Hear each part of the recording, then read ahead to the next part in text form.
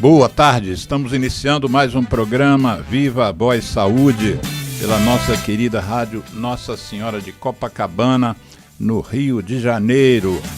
Hoje é dia 7 de outubro de 2023, um sábado, e nós vamos abordar um tema hoje muito interessante e eu considero que nós estejamos, e aí eu vou pedir ao nosso convidado que confirme isso, mas me parece que nós estamos vivendo um momento revolucionário dentro de um tópico ligado ao tratamento do diabetes e, por tabela, também a questão do emagrecimento, que é um problema sério hoje do ponto de vista de saúde pública, tanto o diabetes quanto a obesidade, né?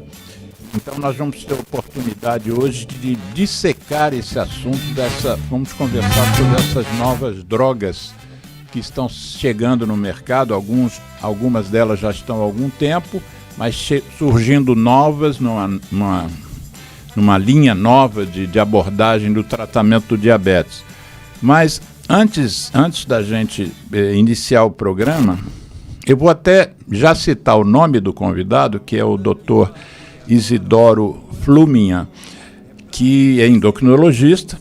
Mas antes da gente entrar no tema do programa, eu estou me sentindo na obrigação de fazer referência a um episódio muito triste aqui na cidade do Rio de Janeiro, um episódio que ocorreu agora no meio da semana, que foi um assassinato brutal de 3 colegas nossos que foram assassinados num quiosque aqui na praia da Barra da Tijuca, que é um dos bairros aqui da cidade do Rio de Janeiro. Uma coisa estúpida. Eles vieram para um congresso de ortopedia, são todos especialistas nessa área, e eram 4 colegas nossos que estavam lá.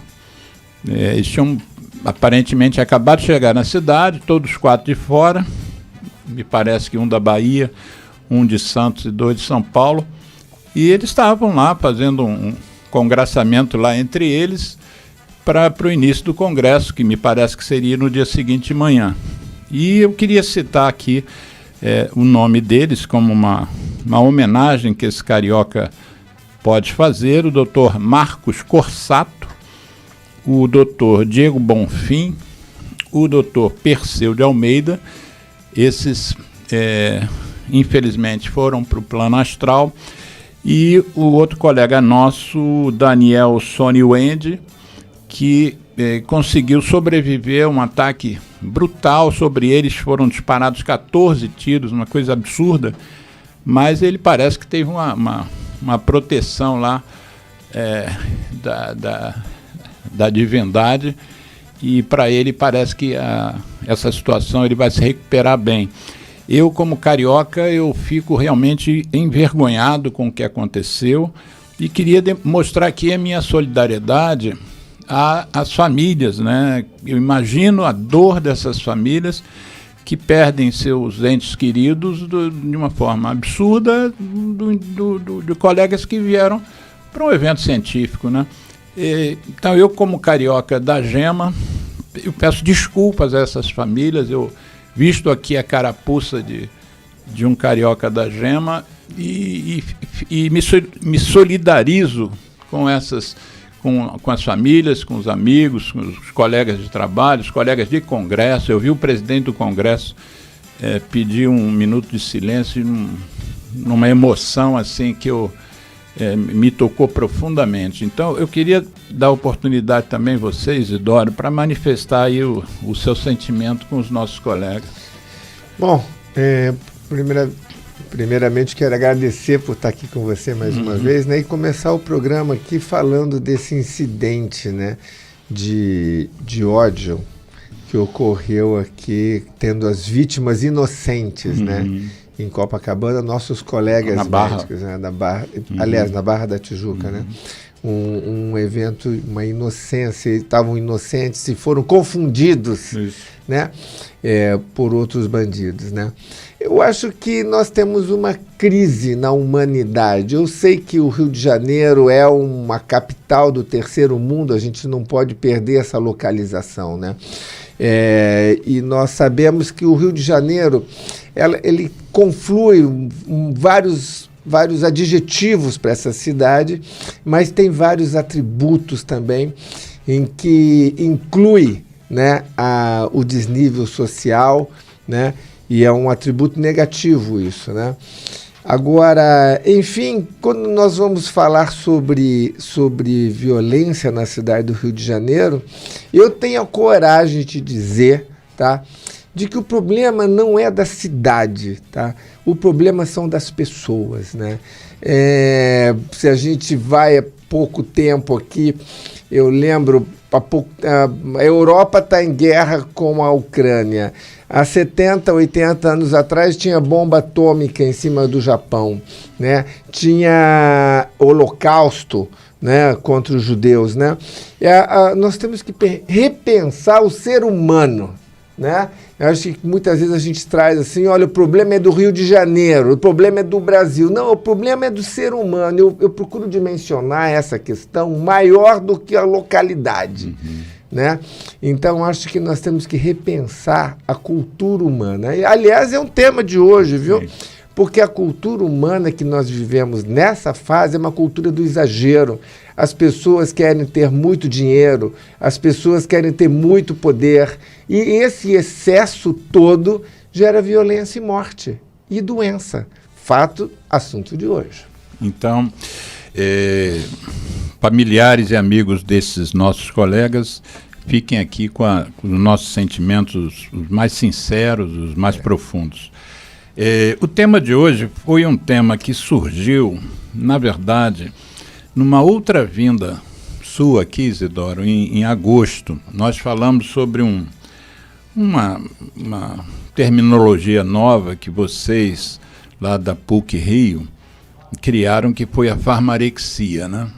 E aí, era um termo que eu não conhecia, fizemos um trabalho sobre a farmarexia, e eu vou botar aqui, posteriormente, o link do programa, para quem puder ter a oportunidade de conhecer essa... Eu não vou te dizer que a patologia é nova, mas a nomenclatura é nova e dada por vocês, né, do curso de pós-graduação de transtornos alimentares da Universidade da PUC-Rio.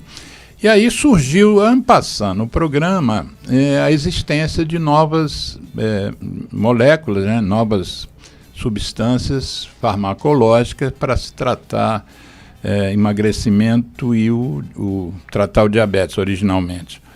E aí, mas aquilo foi ano passado, né? Durou um tempinho no programa, mas agora a gente resolveu ampliar e trazer o tema para o programa hoje, inclusive que entre agosto e agora surgiram várias notícias a respeito disso, falando sobre uso em crianças e adolescentes, falando sobre liberação da Anvisa para alguns medicamentos. Então a gente vai ter a oportunidade de dissecar com você esse tema. Lembrando que o Dr. Isidoro Fluminhan já está indo para a possibilidade de pedir 3 músicas no Fantástico, porque ele já veio aqui tantas vezes, né? Primeiro, na terceira vez foi uma música, depois 2, agora já está partindo para a terceira música. Então, ele é sócio do programa. Eu já vou pedir a primeira aqui, a Imagine do John Lennon. Ó. Tem tudo a ver com o que você falou abrindo o programa, né?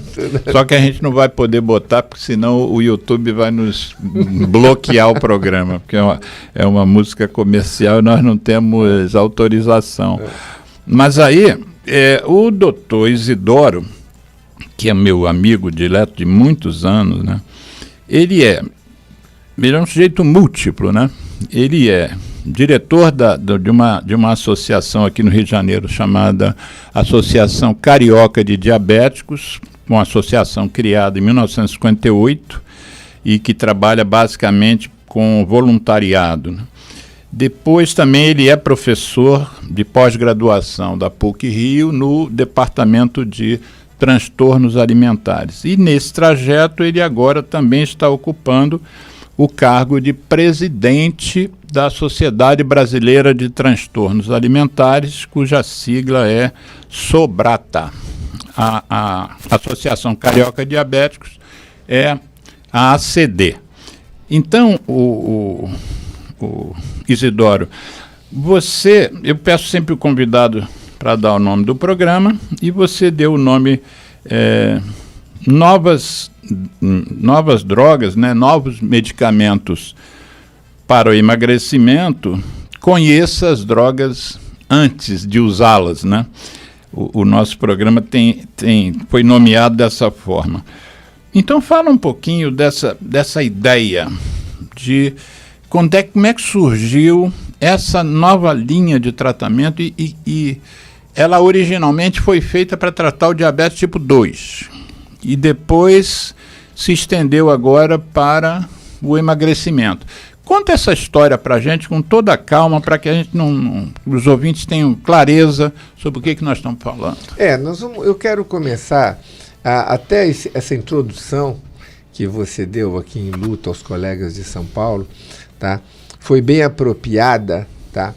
Porque o que acontece, o que está acontecendo com a sociedade humana do começo do século passado para cá, tá?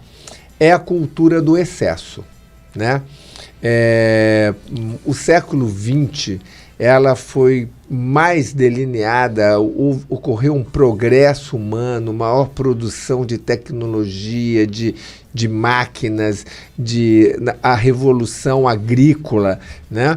E a revolução industrial, e ela foi toda acarretando uma sociedade de excessos, né?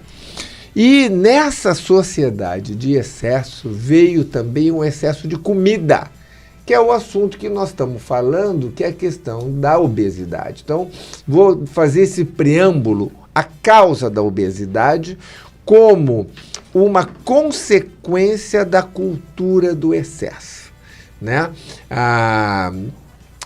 Essa fartura antes do século XX, até século XIX, havia uma dúvida. Os próprios intelectuais da época duvidavam se nós iríamos vencer a fome. Não, nunca vamos vencer a fome. E hoje nós temos mais comida do que podemos comer, né? Eu quero fazer um detalhe. Mas doutor Isidoro, eu estou vendo fome aqui na esquina de casa. Mas é uma fome por falta de dinheiro, não é por falta de comida. Porque as prateleiras estão lotadas de comida, tá? Então, é diferente da fome do século XVIII e século XIX, que não tinha comida, mesmo que você tivesse ouro em pó na sua gaveta, entendeu? Então, mudou esse aspecto, né? Então, o que aconteceu com o século XX é o ser humano lidar com excesso. Excesso de poder, bombas atômicas cada vez mais poderosas, entendeu? O excesso do poder financeiro, o capitalismo, a centralização da economia, né? E toda essa posição cultural que foi tendo a humanidade veio para a mesa da comida, todo mundo comendo bastante, né? E a questão da comida veio que a comida chegou à nossa mesa em grande quantidade porque começou a gerar lucro em cascata, né? Quanto mais nós humanos comíamos, mais lucro trazíamos para o governo, porque recebia mais imposto e, por conseguinte, mais lucro tinha o agricultor, a pessoa que transportava, o vendedor, o dono de restaurante. Entrou num ciclo de lucro continuado que quanto mais um ser humano comesse, mais ele enriquecia a sociedade, né? Que é a questão do acúmulo financeiro, o acúmulo do dinheiro. Repercussão disso, a obesidade. E as pessoas, então, começaram a engordar. A indústria começou a fazer alimentos super gostosos para vender mais, e alimento gostoso significa alimento doce, né? Vamos lembrar? O Brasil, no começo, os engenhos de açúcar era uma coisa cara. entendeu? Era importação das produções, das commodities mais caras do mundo, que já foi o açúcar. E, de repente, o açúcar virou em todos os nossos alimentos e a indústria aprendeu, tá? A indústria alimentar, que alimentos doces vendem mais. E aí foi açúcar para tudo que é lugar, e entre os quais o grande vilão, que são os refrigerantes com açúcar. Mas o desdobramento disso, para a gente entrar no assunto, foi a grande explosão de obesidade global, né? Então nós podemos entender que a obesidade está ligada à cultura global do excesso, né? E desde então as pessoas tinham dificuldade para emagrecer. Eu não quero ficar gordo, eu não quero ficar gorda, mas eu não consigo parar de comer. As comidas cada vez estão mais baratas, a indústria faz uma comida cada vez mais gostosa, né? E nesse ciclo as pessoas foram engordando. E aí, Alexandre, aconteceu e ainda acontece as pessoas chegarem no nosso consultório, né? Lembrando aqui que nós fazemos o tratamento do paciente obeso. Doutor Isidoro, eu quero um remédio que emagreça sem precisar fazer dieta. Até poucos anos atrás, falando, isso não existe, não é possível. Não existe um remédio desse, mas agora existe. Agora a indústria farmacêutica desenvolveu hormônios em que a pessoa, tá, emagrece mesmo mantendo a sua cota de comida, né? E mesmo sem fazer atividade física. Mesmo sem fazer atividade física. Quer dizer, o remédio, ele atua tanto no nosso aparelho digestivo quanto no nosso cérebro, né? E esses medicamentos modernos, então, chamam-se medicamentos hormonais incretínicos. Os hormônios incretínicos são os hormônios do intestino. Olha só. O que nós aprendemos? Com uma injeção com hormônio intestinal, tá? Isso não se fala desse jeito, mas eu vou traduzir e falar exatamente como deve ser falado, tá? É um hormônio intestinal que se coloca naquelas canetinhas ali, tá? Então, uma vez por semana, se dá uma aplicaçãozinha desse hormônio intestinal no abdômen subcutâneo, e esse hormônio intestinal, então, age no metabolismo de tal forma que reduz o apetite, reduz a quantidade de calorias que aquele cérebro acostumado a ingerir fazia, tá? E isso acarreta, então, um emagrecimento muito eficaz. Né? Então, esses medicamentos que já na fala científica análogos do GLP-1, tá? O GLP-1 é um hormônio intestinal natural, análogo significa que é um hormônio sintético. Um hormônio sintético igual ao hormônio natural, porém mais poderoso, com a sua força de ação ampliada, leva a pessoa a um emagrecimento eficaz e duradouro. Vamos voltar um pouquinho na história.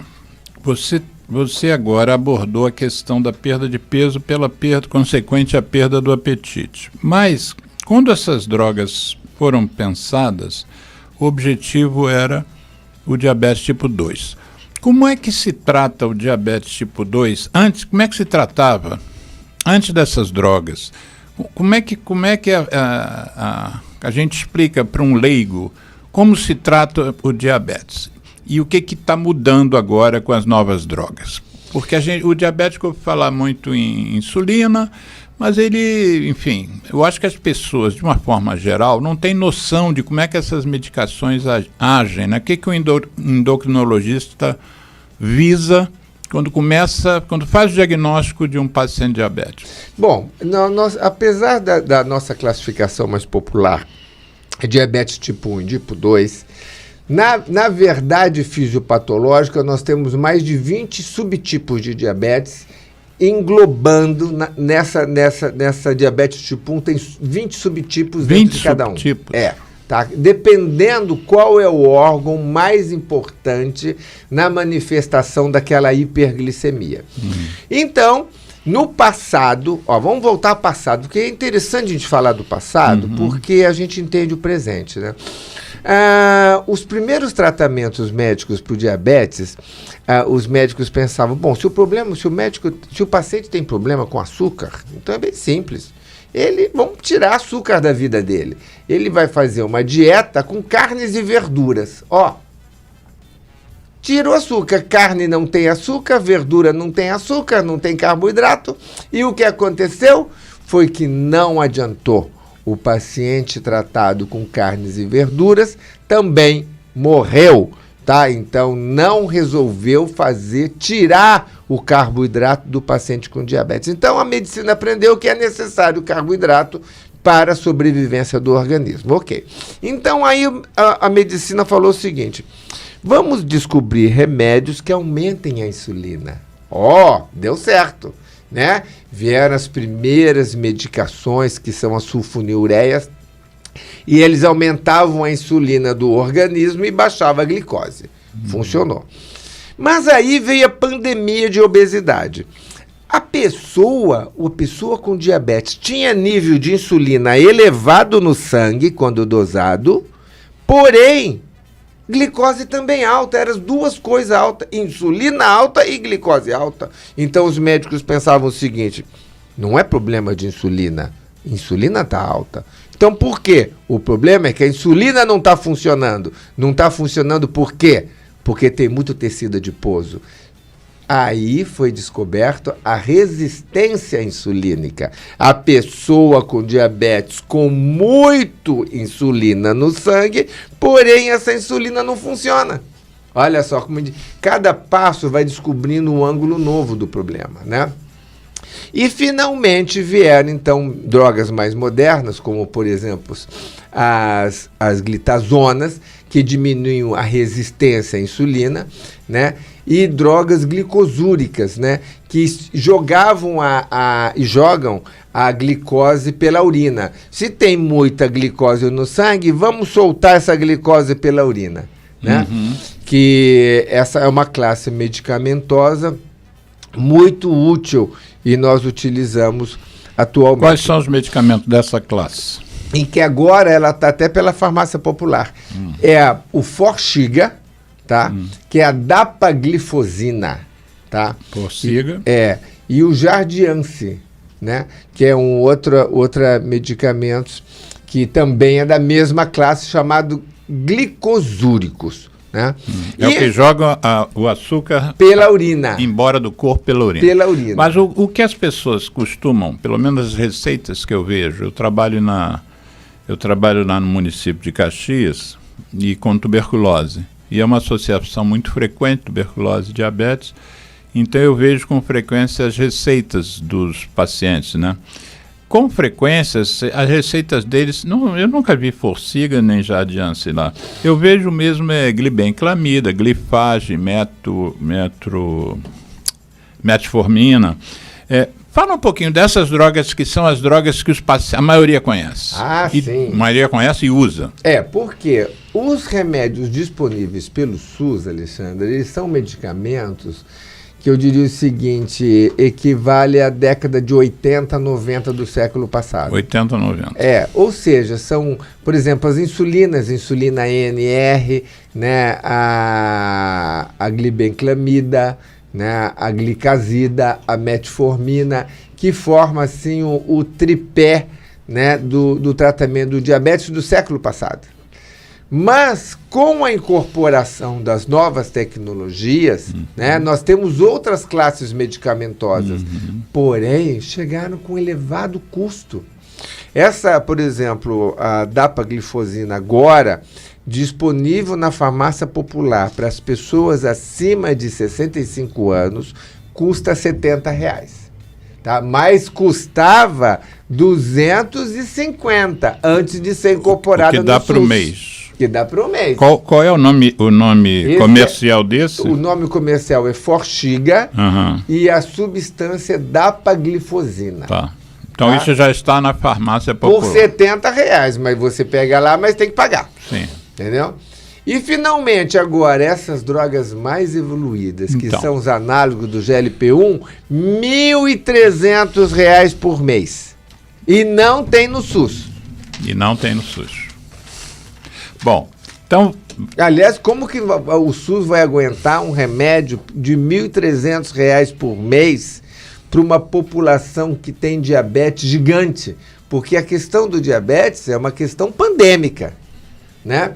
A gente pode como é colocar... que nós estamos no Brasil em termos de números? Olha, nós temos vários números. Eu diria o seguinte: o estado do Rio de Janeiro, se eu considerar as pessoas com pré-diabetes e diabetes franco, são 2 milhões no estado do Rio de Janeiro. Tá? Se eu considerar no Brasil somente pessoas com diagnóstico fechado de diabetes, são 14 milhões. No Brasil. No Brasil. Tá? Um país de 200 e poucos milhões. Mas nós temos que pensar o seguinte, vamos pensar, o que é um diagnóstico fechado e o que é aquele pré-diagnóstico, que ele não está com diabetes franco agora, mas ele está com um pezinho no pré, ele já alterou a glicose. Como é que vocês definem o que é o pré-diabetes? O pré-diabetes é um número, né, que equivale da seguinte maneira: se a pessoa está até 99 miligramas por cento de jejum, a pessoa está normal. Glicose. O exame de sangue fez Glicose. lá.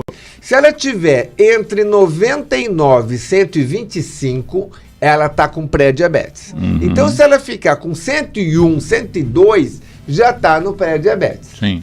Entendeu? Então, essa é uma visão global. E o que você faz com esse diagnóstico E de pré-diabetes? Só para completar, saiu do 125, 126 já é diabetes franco. Tá. Então, aquela questão do diagnóstico. Se eu estou com 118, eu ainda estou na classificação do pré-diabetes. Mas 118, daqui 2 anos, daqui 1 ano, ele já está no 126. Ele já está com diabetes. Por quê? O diabetes é uma doença metabólica progressiva, né? Então, por isso que a incidência vai aumentando, né? E a prevalência vai aumentando, né? E é por causa disso que é... Mas o que você atendeu um paciente pela primeira vez, pediu os exames dele e veio 110. 110. Qual é a sua conduta? Sou eu tenho 110. Geraldo Rodrigues, Geraldo nosso aqui, operador. Nós já contou aqui um caso clínico, vamos explorá-lo. Caso clínico Agora ferrou. no ar. Tá? Já que ele está abrindo mão do diagnóstico, que é um direito dele, mas ele já abriu mão aqui o diagnóstico, né? Já está consignado, ele vai nos contar tudo. Tá? Geraldo, 110 miligramas de glicemia em jejum, você já está na condição de pré-diabetes. Agora vamos pegar o Geraldo. Geraldo, você já toma algum remédio para diabetes? Eu estava tomando um remédio que deu um negócio de pele que não deu. Qual o remédio? Me esqueci o nome, doutor. E agora? Tá tomando algum? Tô no glifagem. Metformina. Ele já está medicado dentro da classe de medicamentos para diabetes. Ele é um pré-diabético já medicado. Conduta correta. Mesmo sendo glifagem, um remédio meio antigão, assim. É antigão, mas a conduta está correta, tá? Tá bem medicado porque está começando diabetes agora. Mas você já se fala, você já se apresenta como com diabetes? Ou você tem dúvida disso ainda? Pré-diabético, eu não me apresento como diabético. Exatamente, pré-diabetes, né? Agora, qual é o futuro do Geraldo? Porque no processo... Está sentado, pode falar que está sentado. Médico, nós somos um pouco da bola de cristal porque a gente estuda. Né? Na tendência do metabolismo do processo de envelhecimento, daqui mais ou menos uns 5, 6 anos, o Geraldo vai estar com diabetes franco, tá? Com ou sem tratamento. Porque eu quero falar para você que o diabetes é uma doença progressiva e ela piora às custas da idade, independente de todo esforço que fizermos, tá? Com uma exceção, nós podemos controlar o peso e atrasar a piora. Atrasar, não evitar. Você não vai evitar, você vai atrasar, piora. Né? Então, Geraldo, no caso aqui, vamos dar uma olhadinha no Geraldo aqui. Geraldo, fica aqui. Eu até já vi. Traz a fita métrica aí pra gente medir esse abdômen. A cintura abdominal do Geraldo tá um pouco mais avantajada. Tá, mas não é muito não, tá? Tá avantajado, sim.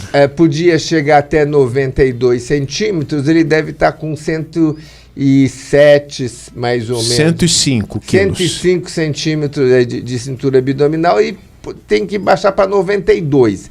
Então, olhando a cintura abdominal, ele tem que tirar 5 centímetros da cintura abdominal. O que equivale mais ou menos emagrecer uns 10 quilos. Entre 8 quilos a 10 quilos ficaria perfeito para você. E eu te diria o seguinte, esse emagrecimento de 8 a 10 quilos, Geraldo, você interromperia ou atrasaria a evolução do diabetes. Tá? Agora, se daqui 5 anos você voltar a ganhar peso, o diabetes vai voltar. Entendeu? Ele é muito relacionado à circunferência abdominal, à adiposidade visceral.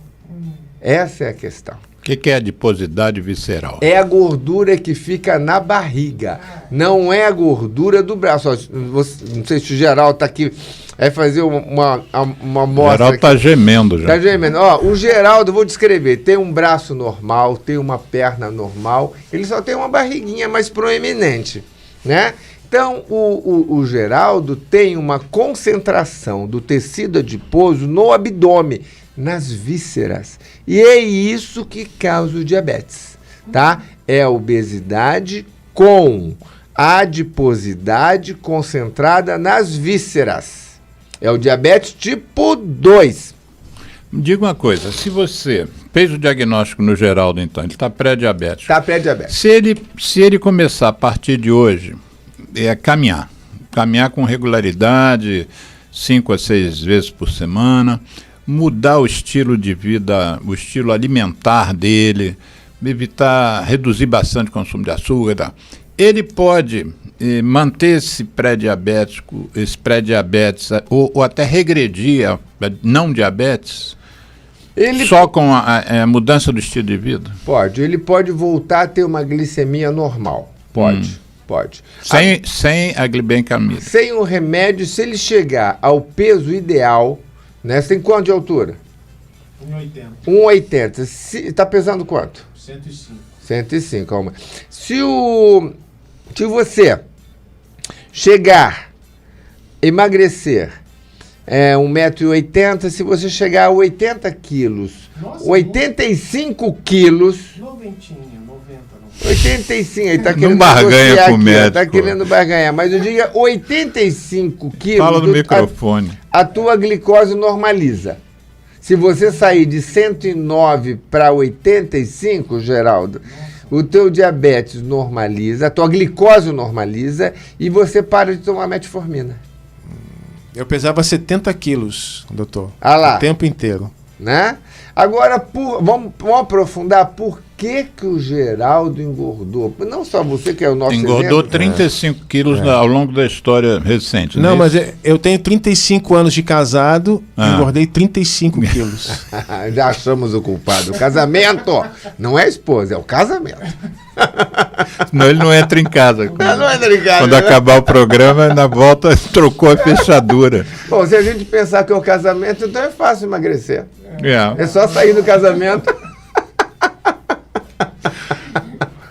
Nada como ter bom humor. Mas o Geraldo, eu acho que isso que ele está falando aqui, que serve para você, serve para mim, serve para todos nós, porque o diabetes não é uma doença qualquer, né? Quando você vai ver, por exemplo, os top 10 da Organização Mundial da Saúde, né? Top 10 em mortalidade, o diabetes faz parte dos 10 agravos que mais matam a humanidade hoje. Além do que ele contribui de forma indireta para outros problemas. Por exemplo, o que mais mata a humanidade hoje é o infarto. E a segunda causa é o AVC, o derrame. O diabetes interfere tanto no infarto quanto no derrame. Está aí dentro. Uma das causas importantes de tuberculose no mundo hoje uma das doenças importantes do mundo hoje é a tuberculose. E o diabetes, ele é fator de risco para o indivíduo que tem a bactéria quieta aqui há 10, 20, 30 anos, ela tem a bactéria da tuberculose no corpo, né? 1/3 da população convive com a bactéria da tuberculose. O fato do indivíduo se tornar diabético pode levar essa bactéria a acordar e se multiplicar. Então a OMS faz dá um alerta importante, né, que você primeiro tem que investigar nos pacientes de tuberculose se tem diabetes. E eu tenho descoberto muitos casos de diabetes que não sabiam que tinham diabetes. Aliás, eu te mandei hoje uma matéria do Globo do dia 29 de setembro. Eu mandei atrasado porque eu tinha perdido a matéria. Onde é que estava a matéria? Não me lembrava nem se era no Globo, mas hoje eu identifiquei e te mandei. Dizendo que 40% dos brasileiros que têm diabetes não sabem que têm diabetes. Como é que você vê isso? Você que é da Associação Carioca de Diabéticos. Isso. Vamos falar sobre isso, né? Os números têm que ser detalhados, né? Quando a IDF, International Diabetes Federation, fala dos números globais, fala que 50% das pessoas não sabem, tem diabetes e não sabem. No mundo, então. No mundo. Isso não é um problema brasileiro. Global, é um problema mundial. O Brasil está em torno de 40%. O Rio de Janeiro está em torno de 30%. Tá? Quando o IBGE fez o estudo de autodiagnóstico do diabetes, por estado da federação, o Rio de Janeiro foi o estado melhor colocado no sentido de que as pessoas sabiam que tinham diabetes. Nós fazíamos mais campanhas aqui. Mas os outros... Mesmo assim, 30% não sabem. 30% em cada não 100, 30... Não sabiam. Mas outros estados tinham um número até maior porque não faziam campanhas. Tá? Mas vamos considerar o número global do Brasil, apesar que o Brasil é heterogêneo, mas 40% é um número que a gente pode sustentar isso nos argumentos. Né? Por quê? Porque o diabetes tipo 2 é assintomático. A pessoa não sente nada. Ela só vai fazer o diagnóstico se fizer o exame da glicemia. Eu diria o seguinte para você, Alexandre, para uma pessoa que não faz exame, a grande maioria não quer nem fazer exame, tá? Então a pessoa só vai começar a sentir sintomas do diabetes tipo 2 quando a glicemia estiver por volta de 250. Se a glicemia de jejum estiver lá por 160, 180, não sente nada. Nada. Tá?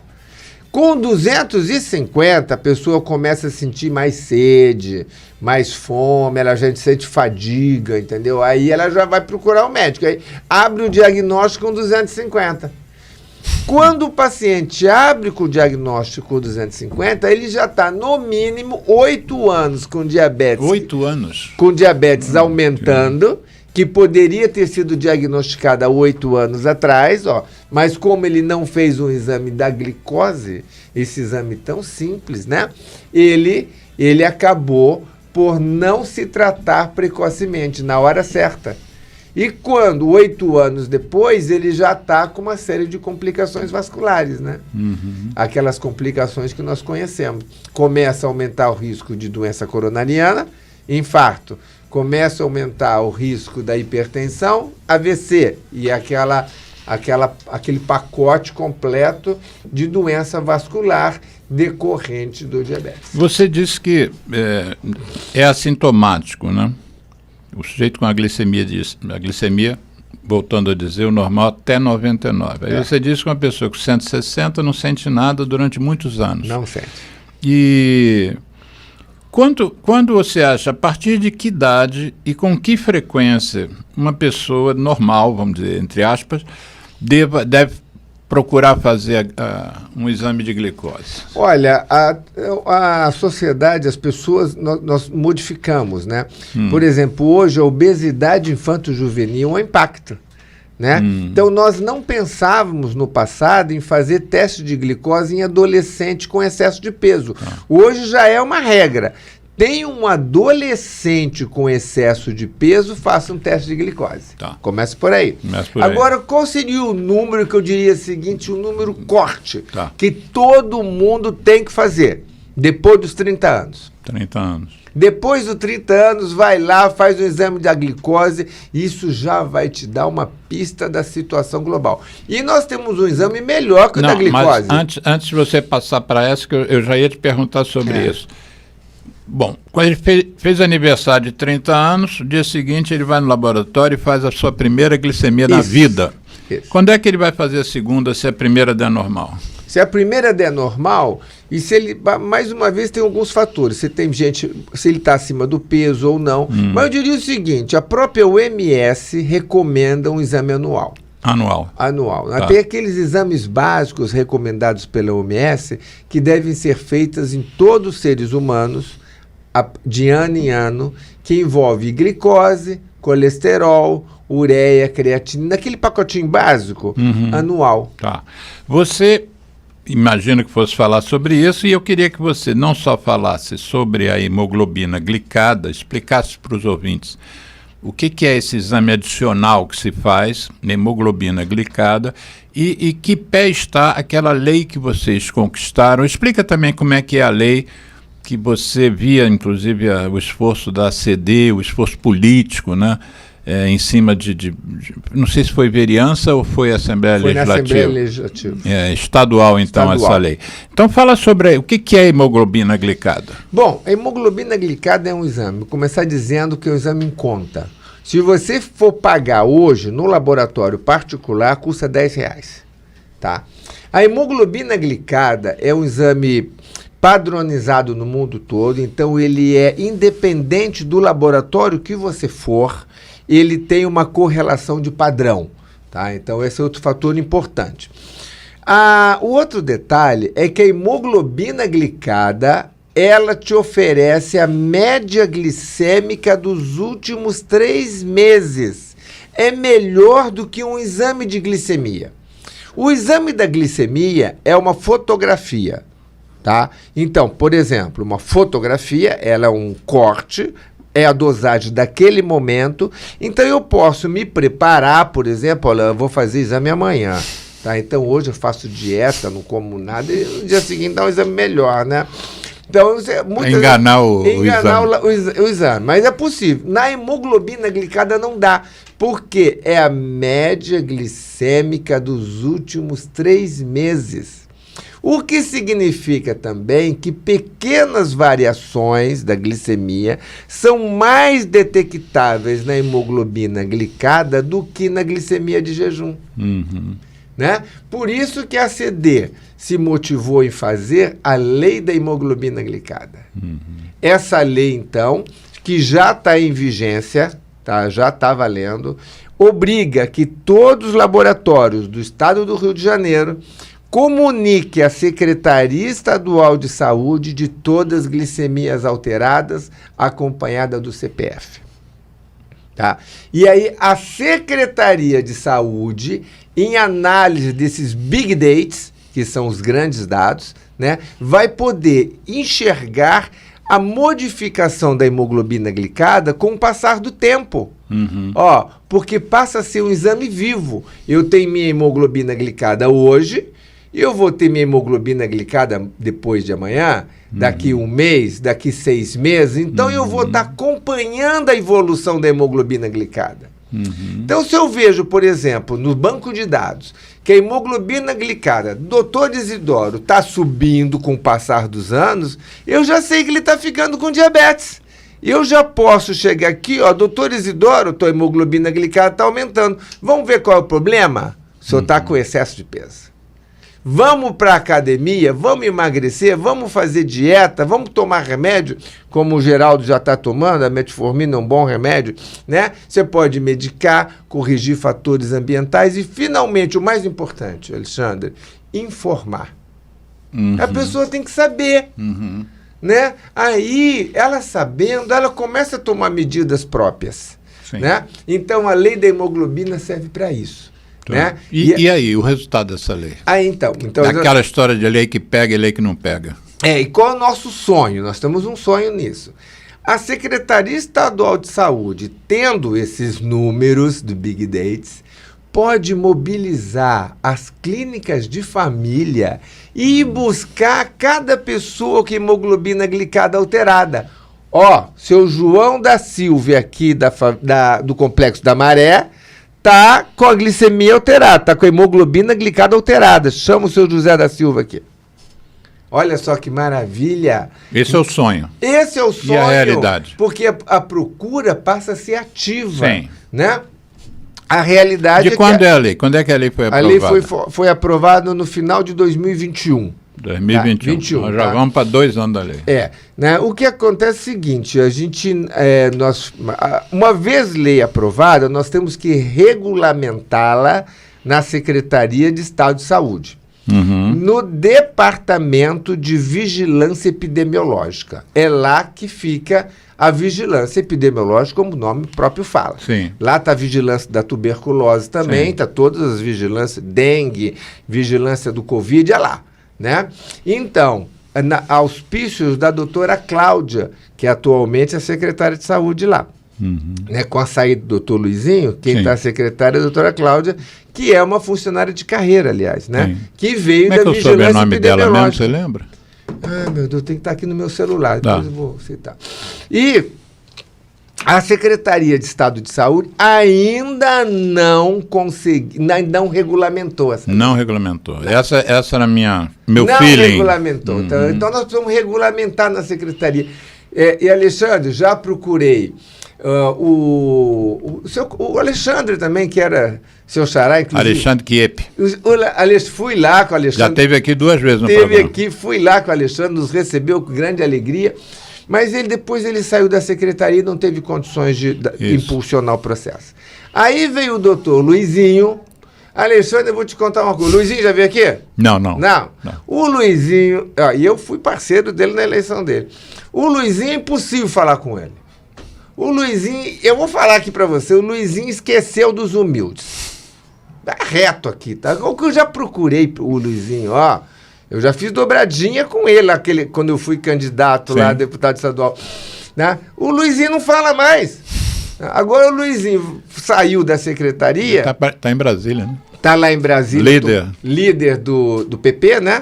Lá no PP, então ele deixou a secretaria. Então não consegui fazer o Luizinho ficar sensível a essa causa. Vamos dar nome aos bois, porque nós como ativistas, a gente, vamos dizer, valoriza muito o político, né? Eu acho que eu tenho muita dificuldade de criticar político, porque a gente às vezes critica um político e aquilo parece que é uma crítica à política, mas não é. Né? Existem excelentes políticos e eles são fundamentais, porque eles têm 2 papéis. Um é criar a lei que, por exemplo, que a gente leve a eles, né? Que eles é que são os legisladores.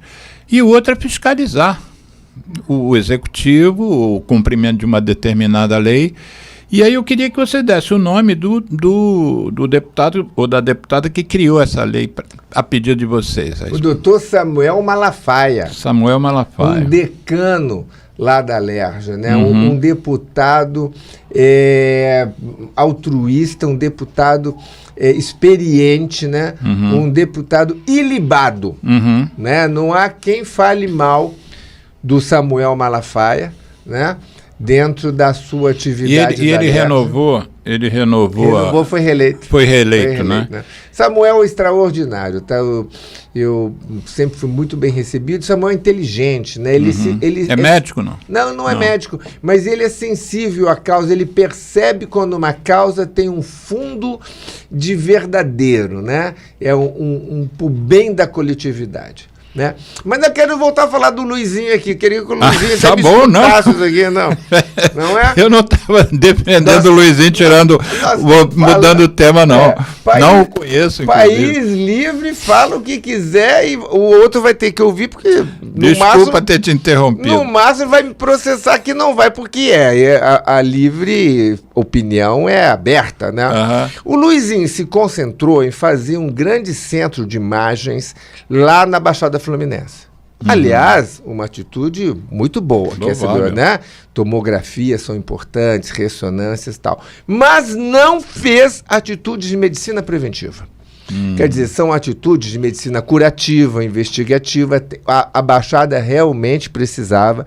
Eu acho que ele fez uma grande obra na Baixada, levando a questão de tomografias e ressonância lá no centro de imagens, tá? Mas o que o Luizinho fez na medicina preventiva?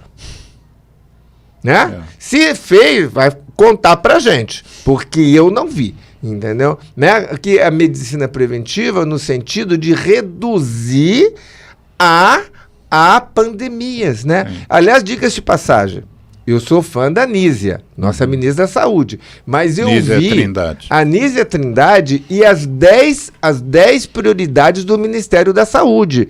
Não estava diabetes, não estava obesidade entre as 10 prioridades. Sim. Isso é uma coisa que a gente pode até discutir.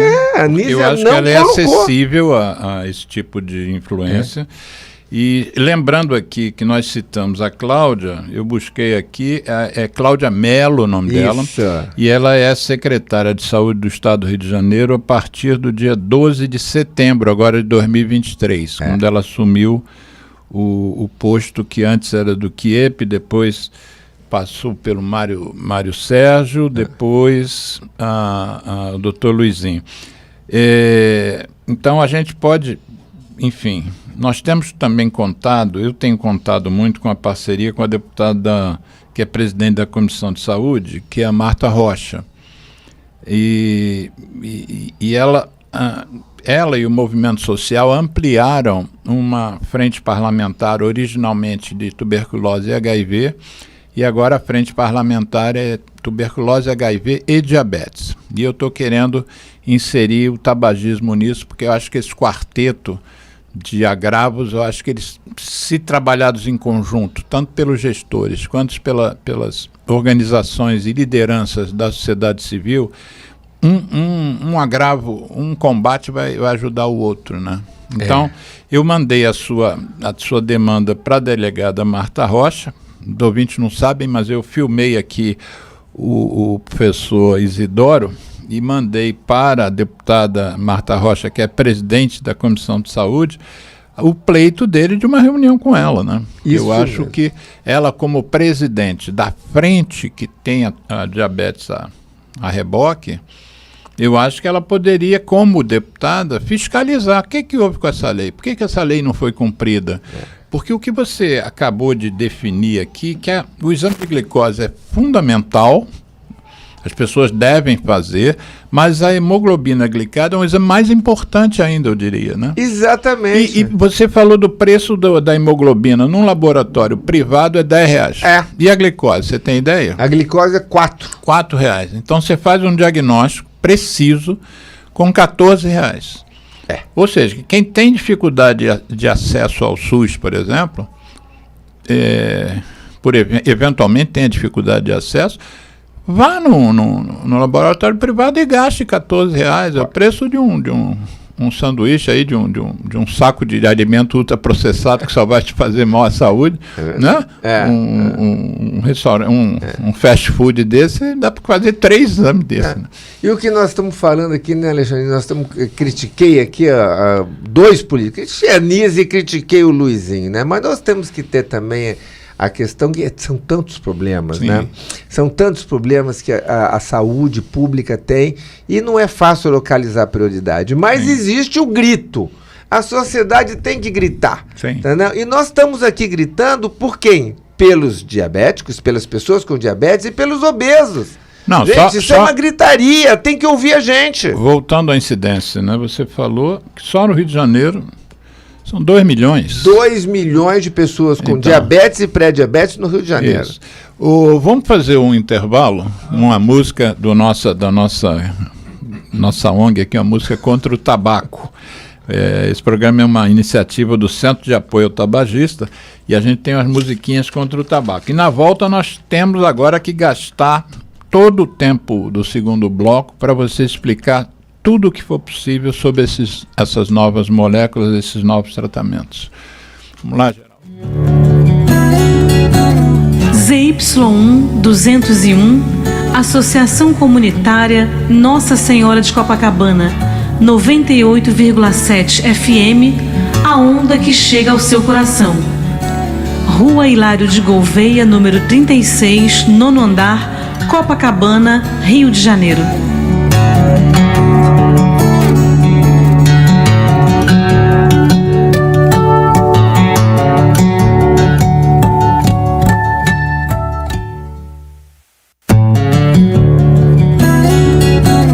ZY1 201, Associação Comunitária Nossa Senhora de Copacabana, 98,7 FM, a onda que chega ao seu coração.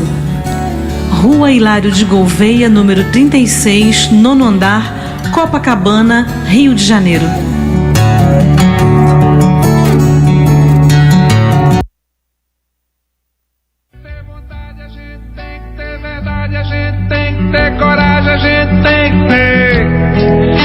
Ninguém precisa de você, fumar pra quê? Sem você estou melhor, porque meus sentidos me dão mais prazer. Sinto mais felicidade sem saudade de você. Sinto mais cheiro da flor que amor, já nem lembro tanto de você. Conheci a liberdade de verdade. Fumar pra quê? Mais tarde do que nunca, nunca é tarde pra aprender. Nem foi difícil assim te esquecer. Tudo é questão de querer vencer. Saúde a gente tem que ter, vontade a gente tem que ter, verdade a gente tem que ter, coragem a gente tem que ter. Ninguém precisa de você, fumar pra quê?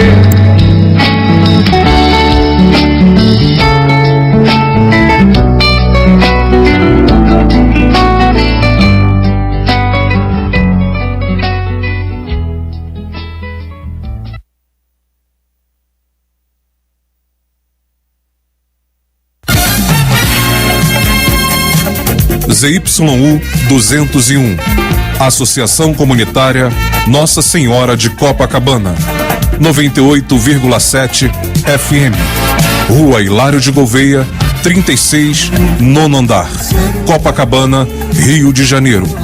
Telefone 3649-3411. E-mail estudionsc@gmail.com.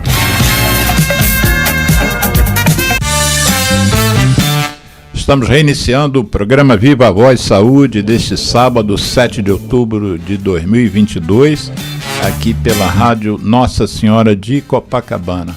Nosso convidado é o Dr. Isidoro Deiroque Fluminhan. Esse Deiroque é japonês e o Fluminhan é italiano. Italiano. Né? E você é carioca da Gema? Não, eu sou carioca honorário. Honorário? Mas não sou da Nasceu Gema. em que cidade? Nasci em Curitiba. Curitiba é paranaense. Paranaense. Coxa branca não, né? Coxa branca. Então, o programa de hoje vamos enfim chegar agora no segundo bloco ao tema principal do programa, que são as novas medicações para uso com fins de melhorar o controle do diabetes, mas, sobretudo, o tema que está nos trazendo hoje aqui mesmo é que tem muita gente querendo essas medicações para emagrecer. E o doutor Isidoro acredita que as pessoas precisam conhecer melhor esses remédios, até porque, pelo que a gente conversou no programa anterior, programa sobre farmarexia, essas medicações não precisam de receita médica no momento, né? Então elas podem estar sendo entendidas como uma panaceia para a obesidade de alguns, mas é uma medicação, né? É uma medicação que deve ser usada com algum critério. Mas então, antes dos critérios, explica para os nossos ouvintes como é que essas medicações foram pensadas e como elas agem. Isso mesmo, vamos começar como que eles descobriram esses hormônios, né? Sim. Então tudo começou... Eu estou chamando de medicação, mas na verdade é um concentrado, é um hormônio. É um hormônio, tá, né? E é um hormônio medicamento, né? Uhum. Então veja bem, tudo começou com a cirurgia bariátrica. Tá? Uhum. Por quê? tá? A cirurgia bariátrica. Posso te interromper? Pode. Nós recebemos uma mensagem aqui de um ouvinte, a Nicole Machado, que diz assim: boa tarde, muito bom, explicação perfeita. Eu não sei a qual das explicações que você deu aqui que ela está se referindo, mas eu diria que todas. Eu estou hoje 24 dias depois da cirurgia bariátrica. Minha diabetes mudou muito, está a glicemia, né, entre 70 e 150, a cada dia melhor. Ela fez uma cirurgia bariátrica como terapêutica para o diabetes, né? Então aí Sleeve?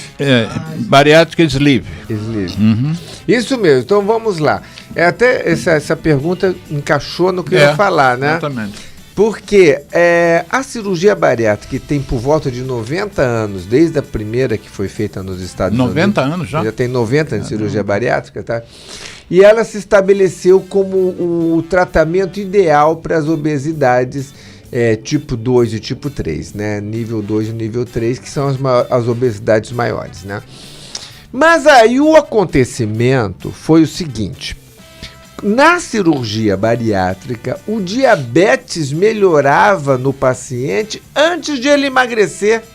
Mas então, peraí, os médicos falavam que o problema estava com meu peso. Mas eu fiz cirurgia bariátrica anteontem, quase não emagreci nada ainda e minha glicose já melhorou tanto. E aí, como é que ficou essa resposta? E aí entraram os pesquisadores e descobriram que essa melhoria da glicose antes de emagrecer era devido a um hormônio conhecido como GLP-1, um hormônio intestinal. Então é o seguinte: quando o cirurgião bariátrico vai lá e corta um pedaço do intestino, reduz o estômago, a comida ela chega mais intacta no final do cólon, do intestino, tá? Porque ela chega menos degradada, porque ela sofreu menos processo enzimático. O alimento chegando de forma mais grosseira no ilho, que é a terceira porção do duodeno, ela secreta mais GLP-1. E mais GLP-1 avisa o cérebro o seguinte: eu estou com o intestino cheio, pode parar de comer. Olha a comunicação. O GLP-1 conversa com o nosso cérebro através das vias hormonais metabólicas e comunica o cérebro: para, meu aparelho digestivo já está cheio. Não é porque se não tivéssemos essa comunicação, você ia comer até estourar. Então alguém tem que avisar o cérebro: abaixa o apetite que eu já estou cheio. É o GLP-1 que faz isso. E essa descoberta fez toda a diferença. A indústria pensou o seguinte: vamos colocar o GLP-1 numa injeção e vamos dar o GLP-1 mesmo para quem não fez bariátrica. Acertaram. O GLP-1 emagreceu as pessoas, controlou o diabetes mesmo sem emagrecer. A princípio, então, voltando à minha fala, aplicaram o GLP-1, controlou o diabetes mesmo sem emagrecer. Tá. Ó, então o GLP-1 tem a ver com diabetes. Sim. Pum! Primeira indicação do GLP-1, controla o diabetes. E qual foi a primeira droga? A primeira dose foi a Victoza, da liraglutida. A Nicole Machado 15 anos participou como ouvinte do nosso programa sobre farmarexia, e ela me lembra que fez um comentário que ela tinha usado a Victoza. Né? Foi há quantos anos mais ou menos? Há uns 10, 12 anos atrás. 12 anos. Foi a primeira droga à base de GLP-1. Exatamente. Saiu na capa da Veja. Nós conversamos sobre isso. E aí, posteriormente, mas o que as agências reguladoras aprovaram? Victoza, liraglutida, indicação diabetes tipo 2. Essa foi a indicação. Não estava escrito lá para obesidade, nem emagrecimento. Não estava escrito nem diabetes tipo 2 com sobrepeso. Não estava. Era só para diabetes tipo 2. Ok. Mas reduzia peso. E aí começou o uso off-label. Pessoas sem diabetes estavam se aproveitando do efeito colateral da redução do peso, um remédio feito para diabetes, mas emagrecia. Eu não tenho diabetes, eu quero emagrecer, então vou usar. E isso não causava efeitos colaterais de hipoglicemia nem nada. E o paciente perdia peso. Tanto é que a Victoza foi para a capa da Veja, não pelo diabetes, mas pela perda de peso. Tá. Né? Sim. Botava uma foto de uma mulher com sobrepeso e outra mulher magrinha, como se tivesse sido efeito. Ao lado de uma caneta, e o título era o seguinte: parece milagre. Exatamente. E vendeu a beça, o Victoza, né? Um estrondo de vendas. O Brasil, assim, bateu o recorde mundial por causa daquela revista. Vendeu mais Victoza do que o mundo todo.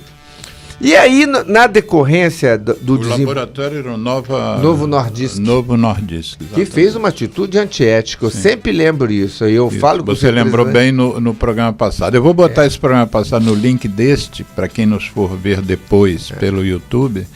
E nós detalhamos bem, botei capa, essa capa da Veja que você se referiu, está lá no programa. No programa, né? E aí o que aconteceu? Os pesquisadores fizeram o seguinte: foram aumentando a dose do GLP-1, dobraram, triplicaram a dose. E com 3 vezes a dose, conseguiram a indicação para perda de peso, para obesidade, mesmo sem diabetes.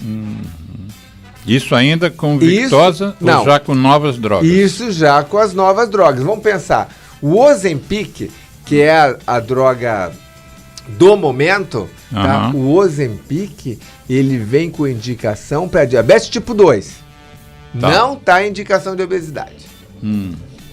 Isso é Ozempic, a Victoza Ozempic. 12 anos atrás, o Ozempic mais ou menos... O Ozempic mais ou menos uns 6 anos para cá. 6 anos para cá. É uma evolução, é a semaglutida. A primeira é liraglutida, Victoza.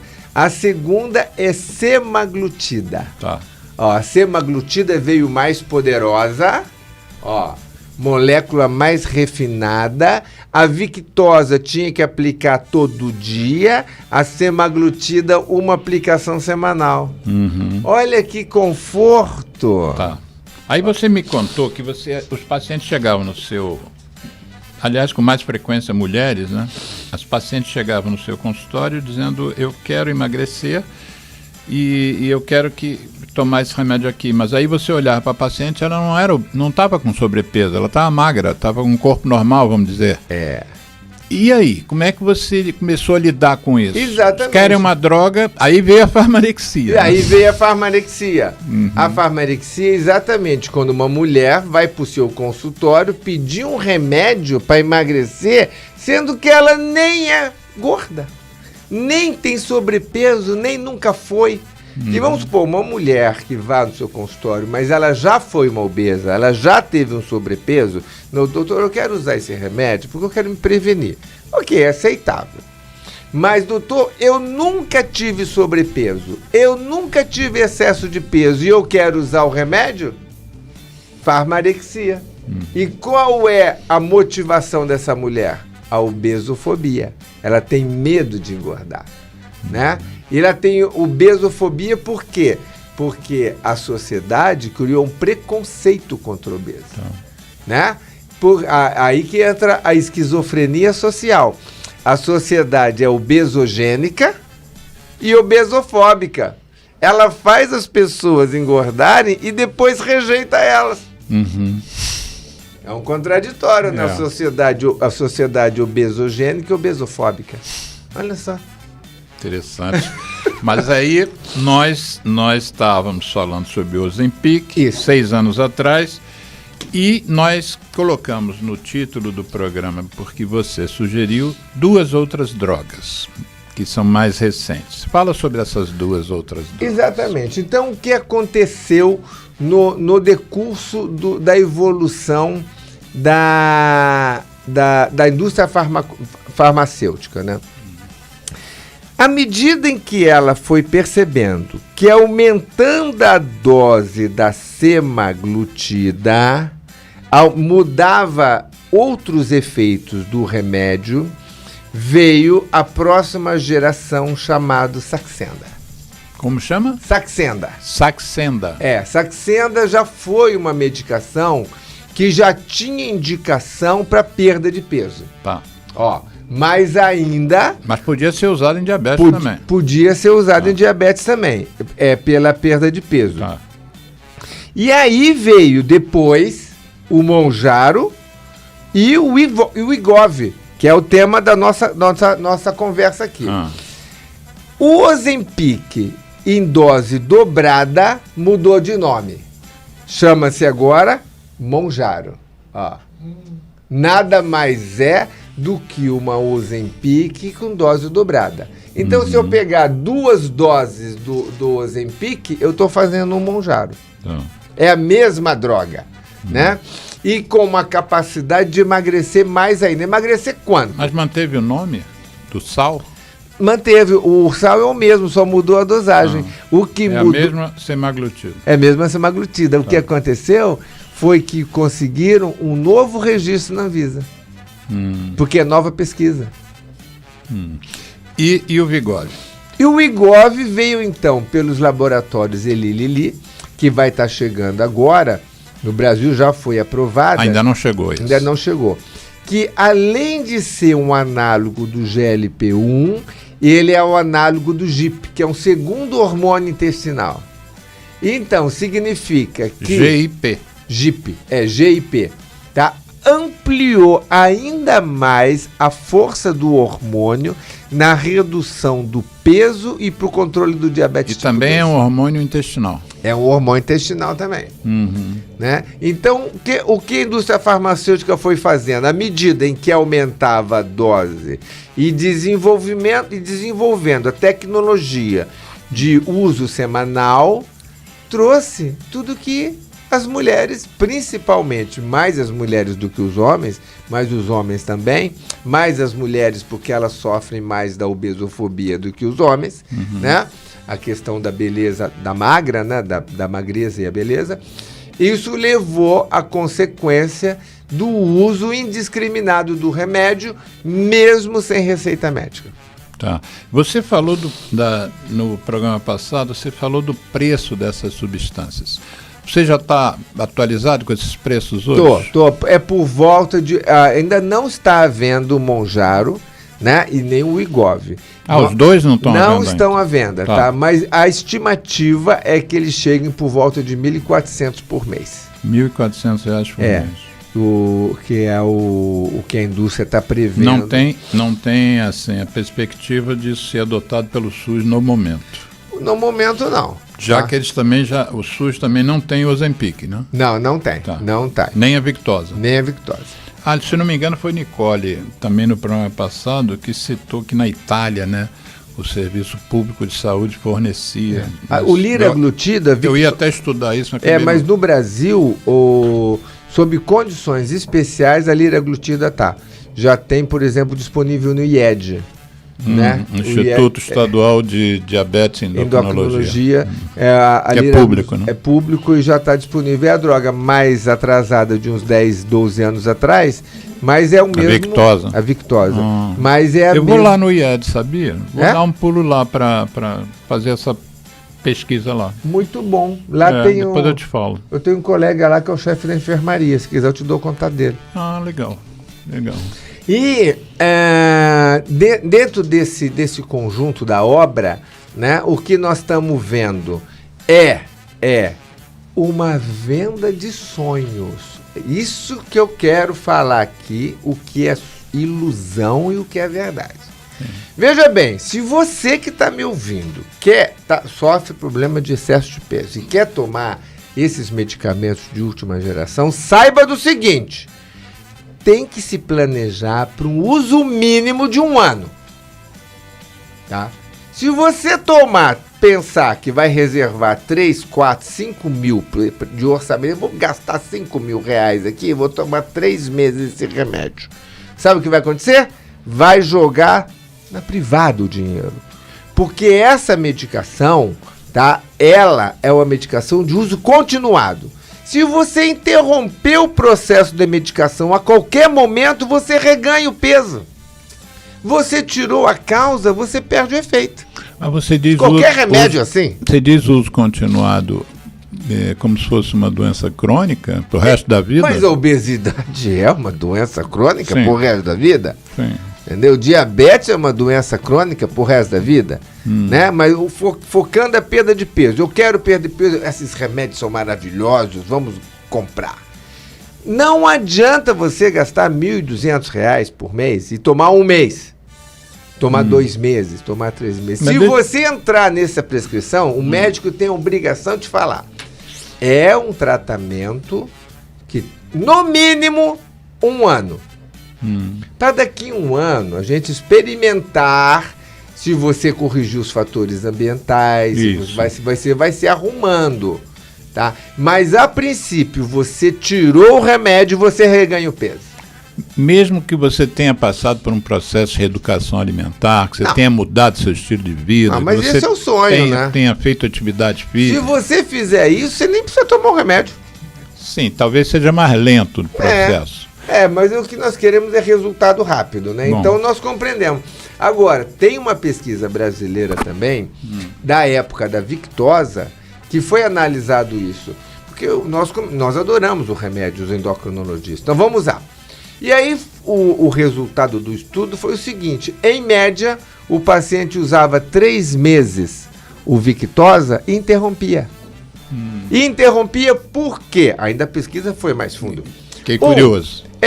Pelo seguinte, porque o paciente perde peso com a Victosa, que perdia menos, perde 3, 4 quilos durante uns 3, 4 meses, e depois, eu já cheguei onde eu quero, vou parar. Aí o que acontece? Sobe. Então significa que ele tomou 3 meses, 4 meses desse remédio sem eficácia. Porque ele gastou dinheiro à toa. Você considera que essa linha agora que a ciência está indo em busca, você chamaria isso realmente de uma revolução na sua área? O que está acontecendo com essa linha de medicações vai revolucionar o tratamento? Vai.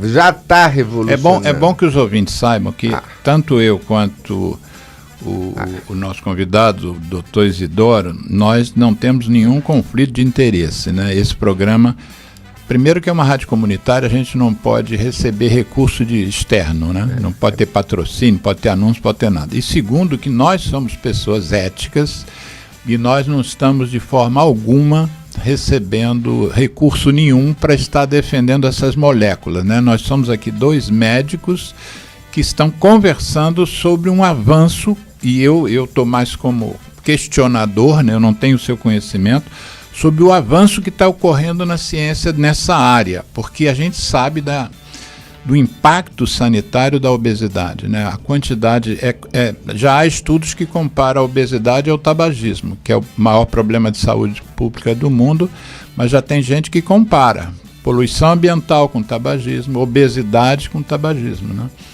Pela gravidade dos problemas que causa. É um gatilho para vários problemas, né? O cigarro é um gatilho para 70 doenças, e a obesidade está envolvida com um monte de coisa, né? Com problemas até ligados a doenças neoplásicas, ao câncer, né? A obesidade, a gordura gera câncer.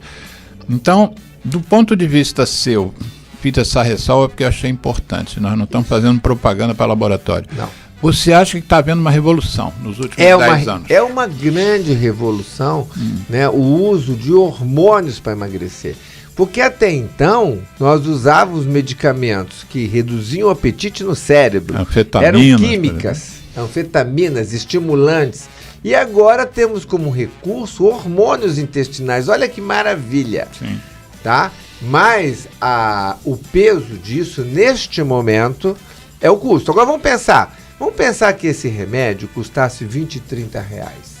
Fosse bem baratinho, tá? E vamos pensar a pandemia da obesidade. Ia trazer um benefício? Lógico que ia. Assim como o tratamento da hipertensão teve um impacto com o uso dos antihipertensivos, os tratamentos anti-obesidade vai ter um impacto favorável para os obesos. Né? Eu acho que sim, eu acho que neste momento nós estamos impactando uma tecnologia nova, um custo elevado, mas vai trazer benefício para o nosso paciente? Vai. Vai fazer a pessoa com excesso de peso viver mais? Vai. Vai reduzir infarto? Vai reduzir AVC? Vai. Por isso que realmente é uma classe revolucionária. Deixa eu só falar uma coisa, doutor. Fala, Geraldo. Então, a pessoa não precisa mudar. Não precisa caminhar, não precisa comer menos. Enquanto ela estiver usando o remédio, ela vai emagrecer mesmo sem mudar os fatores de comportamento. Porque ela age no teu cérebro. E reduz ali, comunica com o teu cérebro que o teu estômago está cheio. Efeitos colaterais, foi bom trazer esse assunto. Tá? Como o remédio lentifica a peristalse, lentifica a progressão do alimento no aparelho digestivo, o que a gente encontra no consultório mais comum de efeito colateral é o refluxo gastroesofágico. Então, pacientes que já têm um refluxo prévio podem ter uma piora do refluxo com o uso desse remédio. Também está relatado pessoas que tenham, por exemplo, obstrução intestinal. É bem pequeno, quase desprezível. A questão de pancreatite também foi levantada. Já no tempo da Victosa também tinha um alerta disso, que foi observado sem impacto importante do ponto de vista epidemiológico. Câncer de tireoide, também sem impacto de importância epidemiológica. Tá? É lógico, sempre nós temos uns efeitos individuais nas pessoas, mas efeitos colaterais de impacto epidemiológico não tem. É uma droga segura. Saiu uma matéria no Globo, que eu mandei para você hoje, a matéria do dia 7, matéria de hoje. E o título da matéria é Ozempic e similares podem causar risco gastrointestinal. Pesquisa apontou que classe de remédios emagrecedores eleva perigo de problemas de estômago e intestino, mas ele ressalta na matéria que são efeitos raros, né? Uma outra matéria que eu achei muito interessante, essa do dia, também do Globo, de ontem. O título da matéria, olha que interessante, hein? Em relação ao que você acabou de dizer. Ozempic já reduz venda de alimentos. Tá ouvindo, Geraldo? Venda de alimentos nos Estados Unidos. O Walmart, que é uma rede grande de supermercado, constata ligeira queda na cesta de consumo de seus clientes que usam remédio. No link do programa eu vou botar também essa matéria, mas você vê como isso está alterando já na ponta, né? Isso é uma droga relativamente recente, mas já está gerando alterações na própria economia, né, da alimentar, da indústria do alimento. E você viu como que o Walmart chegou a esse assunto? Não. Então eu vou te contar, você que está me ouvindo aí, tá? Porque isso é análise de big dates, grandes dados. Sei. Tá? Que a lei da hemoglobina glicada é análise de grandes dados, tá? Então o que o Walmart, está na notícia também, o Walmart correlacionou, tá? Pacientes, clientes, porque o Walmart vende remédio no supermercado nos Estados Unidos, tá? Então ele correlacionou os pacientes que estavam comprando Ozempic, o que eles compravam antes de comprar o Ozempic e o que eles compravam depois que começaram a comprar o Ozempic no Walmart. Então viram que a partir do momento que o cliente começou a incorporar o Ozempic nas suas compras, a compra passou a ser menos calórica. Análise de Big Data. Sim.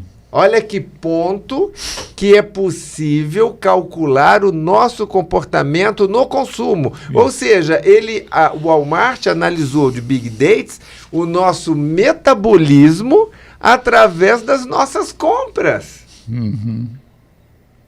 Incrível, né? Essa pergunta que o Geraldo fez, se essas medicações... Porque tem um troço aí que não está me batendo bem, assim. Por quê? Porque você diz assim, se o indivíduo tomar isso aqui, ele vai perder peso fazendo dieta ou não, fazendo atividade física ou não. Algo não tá me batendo bem assim. Enfim... Como assim? É como se tivesse algo errado nessa equação, entendeu? Porque isso vai durar a vida toda. É esse isso vai. Entendeu? Esse que é a grande revolução desse remédio. Eu emagreço sem precisar fazer dieta e sem precisar fazer exercício. Sim, mas será que isso é bom para a saúde, né? Mas a pessoa vai mudar os hábitos, né? Porque o cérebro fica diferente. Mas você não vai mudar os hábitos voluntariamente. O remédio vai lá no seu cérebro e vai falar assim, eu estou satisfeito. Chega. Aí você não vai nem ter vontade de comer um segundo bombom. Será que... Bom... Essa que é a revolução. O tempo também vai dizer aonde isso vai parar, né? Mas se a gente pega... Porque eu fico imaginando que você, quando faz atividade física, o objetivo não é só emagrecer. Porque tem gente magra que faz atividade física, né? Tem os atletas, por exemplo. A atividade física, ela tem um bem em si. Para além do perda de peso. Se você não vai fazer atividade física, ou se você vai continuar comendo coisas calóricas, muito gordurosas, porque você não vai engordar, mas aquela gordura que você está comendo vai fechar a tua artéria, independente se você ter emagrecido. Tem gente que infarta magro. A menos que você também tome uma simvastatina. Sim, aí já vem outra droga. Outra droga! Né? Nós humanos estamos saindo de uma vida natural e nós estamos entrando cada vez mais numa vida sintética que prolonga nossos números de anos de vida e prolonga a nossa qualidade de vida.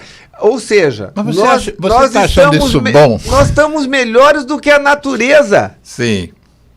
Mas não é um risco? Lógico que é um risco. Mas é um risco bem calculado. E está dando certo. Cada geração que nós vivemos, estamos vivendo mais. Eu sei. Eu vou deixar isso...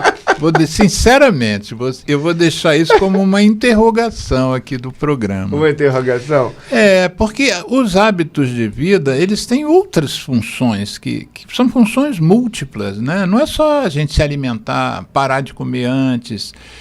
São outras coisas também, né? Eu acho que você tem uma alimentação... Você viu aquela série Como Chegar aos 100 Anos? São 4 episódios. As Zonas Azuis. Muito interessante. Tá na Netflix, eu vou assistir. Netflix, eu recomendo a todo mundo. A você também, Geraldo. Por favor, assistam essa série. Porque a análise que o sujeito faz visitando alguns locais onde as pessoas chegaram aos 100 anos, e aí o local é chamado de Zona Azul. Inclusive tem uma cidade brasileira, se não me engano, São Paulo, que está pleiteando ser chamada também de Zona Azul. E parte do que a série mostra, que essas regiões elas têm uma relação muito grande com a alimentação, com a atividade social, atividade física. Fazem um componente que você consegue chegar aos 100 anos. Mas nós estamos claro, mais velhos, mas em parte também por avanços outros. Por exemplo, muitas pessoas não chegavam aos 60 anos no passado porque a tuberculose matava eles aos 30, que não tinha remédio para tuberculose, né? Nós temos hábitos que estão diminuindo. O tabagismo é um excelente exemplo, né? As pessoas estão morrendo 8.700.000 pessoas por ano por causa do tabaco. Você acha que a comida, né? A comida está matando. A comida está matando as pessoas. A comida não está mais fazendo viver mais. A comida errada está matando. Está matando. Por isso que precocemente. E por isso que o remédio vai salvar. Sim. Ele vai salvar quem? As pessoas que comiam demais. Sim. Porque a obesidade não é uma situação fisiológica. A obesidade é uma doença. Tá. Agora, com um pezinho na psique também. Agora, falando um pouquinho dessa interrogação entre o natural e o artificial. Né? Harari, aquela tríade, né? Que os 3 livros do Harari, Yuval Harari, Homo Sapiens, Sapiens, depois veio Homo Deus, depois 21 questões do século XXI. Né? Harari conta como nós éramos na época Harari pré-histórica. É um escritor. É um escritor, né? Como nós éramos na pré-história. Depois, quem conhece a nossa história da pré-história até hoje, ele é capaz de traçar uma linha do hoje até o futuro longínquo. Tá. Homo Deus. Essa questão do Homo Deus que é a fronteira. Nós cada vez mais temos os atributos dos poderes dos deuses. Cada vez mais nós humanos estamos na direção de nos empoderarmos com coisas que antigamente era só de Deus e agora não é. Dá um exemplo. Não é. Agora, por exemplo, vacinas sintéticas. Nós estamos mexendo na genética. Até então, a genética era um ambiente só de Deus. Aonde que nós poderíamos mexer? Agora, os tratamentos anticorpos monoclonais, que é a coqueluche da medicina, o que é senão alteração genética? Né? A tecnologia de CRISPR-Cas9, que está mudando os seres animais comuns e altera a genética das plantas. Olha lá, o soja transgênico, quem poderia fazer um soja transgênico? Só Deus. Não, agora a Monsanto também faz. E aí? E aí? E aí? E aí? Né? Nós humanos estamos cada vez conquistando poderes maiores. Eu quando ouço isso, eu chego a ter medo, você sabe? Porque há outras evoluções que os humanos deveriam estar chegando a elas e nós não estamos. Então, se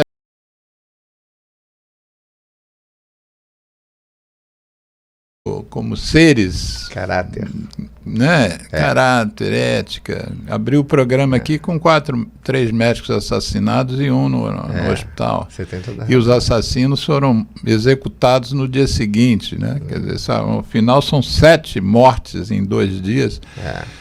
Imagina você dando um poder divino a essa turma, né?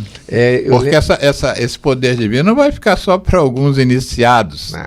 Todos vão ter benefício, né? O sujeito que é um matador, se você dá mais 20 anos de vida para ele, ele vai ter mais 20 anos para matar mais gente. Fala, Geraldo, você ia fazer um comentário. Essa coisa do dinheiro, né? O ser humano ele é muito corruptível, né? Tem aquela máxima, perguntaram para o Dalai Lama, conhece essa? Dalai Lama, os seres humanos cada vez estão mais poderosos. Tem bombas agora que explodem cidades, até um país todo, né? As bombas atômicas estão mais poderosas. O que o senhor acha disso? Ele fala o seguinte, olha, o problema não está no poder da bomba. O problema está no dedinho que aperta o botão. Né? Quer dizer, não é os nossos instrumentos que são os problemas, somos nós, né? Quer dizer, cada ser humano é que tem que ser tratado para não usar aquele botãozinho de maneira de destruir o outro, né? Porque a alimentação, desculpe falar, tem uma carga emocional muito grande, né? Pessoas que quase que misturam alimentação com sentimento, Sim. né? Assim, é compulsão Aquela alimentar. frase com açúcar, com afeto, daquela música, se não me engano, do Chico. É uma Chico coisa Buarque. assim, né? Tu quase que ama aquilo ali, né? É uma coisa incrível. Ou então tinha uma frase também, né? fulano a moça pegou o rapaz pela boca. Né? Os filmes assim que às vezes tu vê a mulher muito triste comendo um potão de sorvete. É uma história. O Freud estudou muito isso, né? Essa coisa da oralidade. Depois a Françoise Daltot também. Esses remédios eles não conseguem, eles mexem com a saciedade, né? Mas não com a questão psíquica da necessidade de colocar algo pela boca, né? Que é o nosso primeiro prazer lá atrás com o bico do seio da mãe, né? Agora, ainda voltando ao nosso assunto, por exemplo, essa última geração de análise de GLP-1, o IGOV... Olha só, você vai voltar ao assunto e já vai embalar para a gente encerrar o programa. Temos quantos minutos, só para concluir? Temos 3 minutos. Então você que vai encerrar o programa. Antes de você encerrar, eu queria te agradecer, você está aqui mais uma vez. Eu queria saber se eu posso, na hora da edição, botar os seus contatos. Pode. Quer dar algum contato já mesmo? Posso? Outro, a gente coloca lá na edição, porque eu não quero só falar Então tá esse bom. final Então aqui. vai lá, tá? Que 2 eu acho- minutos e meio. Nós temos uma paciente que fez cirurgia bariátrica aqui nos escutando, tá? E aí, diante dessa situação, o que eu escolho? Eu escolho a injeçãozinha semanal, o Igov, a Ozempic, ou escolho a cirurgia bariátrica? Aham. Escolha. Agora o paciente tem essa escolha. Agora você tem 2 minutos para falar sobre isso. Então é o seguinte, na escolha medicamentosa, ainda você cada vez gasta mais na farmácia, ó. E na cirurgia bariátrica, você cada vez gasta menos na farmácia. Então é melhor ainda a cirurgia bariátrica para os obesos maiores do que ficar perseguindo essa medicação inibidores e análogos do GLP-1. Sim. Era essa a mensagem, que a cirurgia bariátrica continua sendo a melhor opção para a redução do peso das obesidades. Geraldo, muito obrigado pela parceria de sempre. Nicole, que acompanhou o programa inteirinho, obrigado, divulga pra gente. Isidoro, já agradeci. E aos ouvintes, a gente pensa que vale a pena, né? Eu peço que pensem em mudar o estilo de vida. É possível mudar o estilo de vida. Fazer atividade física, comer menos alimento ultraprocessado, se alimentar melhor e se divertir mais, né? Ter mais amigos, conversar mais, badalar mais. Bom fim de semana para todos. Igualmente, bom final de semana!